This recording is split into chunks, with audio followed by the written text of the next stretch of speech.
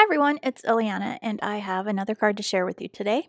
This video is a little bit longer than normal, so if you want to skip all of the watercoloring, you can go over to the 14-minute mark to see how the card comes together.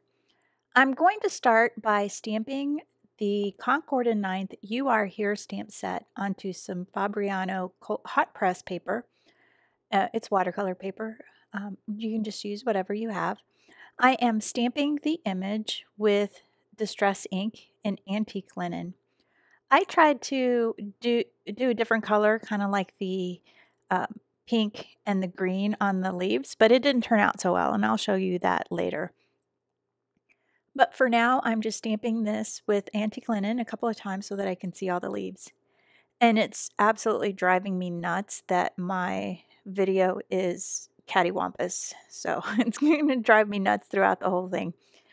But first, I'm going to start with my, I want to say it's a number 4 brush, round tip brush, and I'm using my Magello Gold watercolors, and the colors that I'm going to be using today are Crimson Lake and Hooker's Green.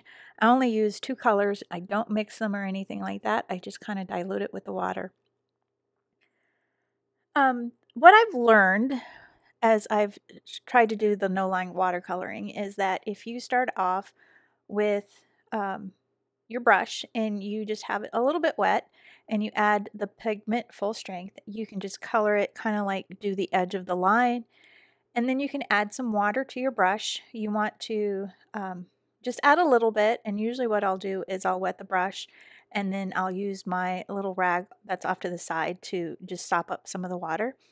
And then I start spreading the color. And then I clean off the brush, take some of the water off, and then go in and spread the color a little bit more. And it kind of helps to form the gradients. The other thing I learned is that you don't want to work on petals that are right next to each other, because then the paint will spread into that petal and you'll lose your definition of your petal. So you want to allow one to dry before you work on it again, and just move around your project until you are ready to do the next layer of colors. And don't try to worry about doing the shading on the first pass, because you can go back and you can add more color and do the same technique. So I think that's all the talking I'll do for now, and I'll just play a little bit of music, and I will meet you at the end of the video for some more comments.